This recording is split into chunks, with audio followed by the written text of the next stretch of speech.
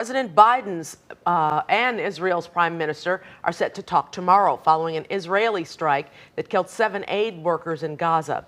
The victims on a mission for the World Central Kitchen. And the founder of the WCK is responding to the deaths today, and WGN's Shannon Halligan is joining us with those details tonight. Yeah, the bodies of those aid workers killed in the airstrikes have started the journey back to their home countries. This comes as more questions remain over Israel's explanation that a misidentification led to the attack on their convoy.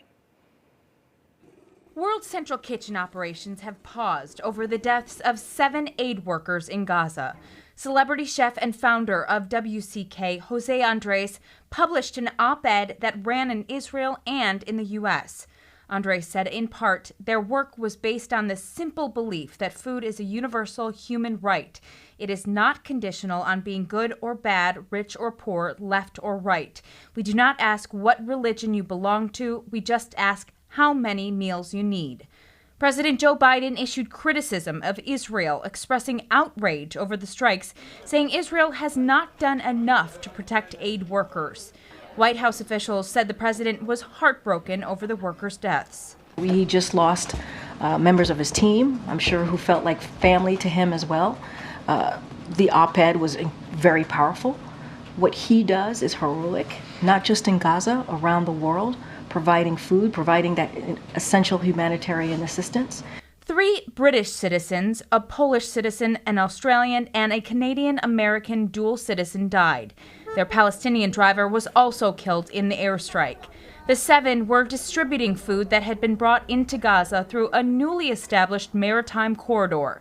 The former CEO of World Central Kitchen paid tribute to the dedicated workers who were killed. You know, these are people. These aren't just numbers and statistics and aid workers added to a role. And so right now, really, the focus is on talking about them, and that's with my friends and former colleagues. We want to celebrate the amazing, these individuals that really were there in service to the world. World Central Kitchen said it had coordinated its movements with the military, and the vehicles were marked with the organization's logo. Since the airstrike, WCK and other charities suspended food deliveries, citing the dire security situation.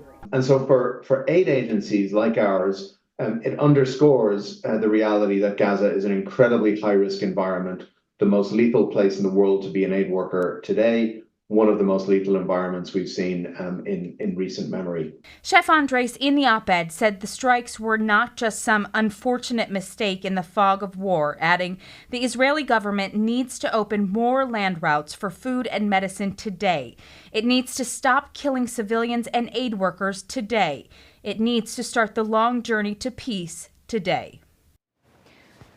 President Biden is scheduled to speak with Israeli Prime Minister Benjamin Netanyahu by phone tomorrow. That's according to officials familiar with the planning of the call. The two reportedly last spoke on March 18th. All right. Thank you, Shannon.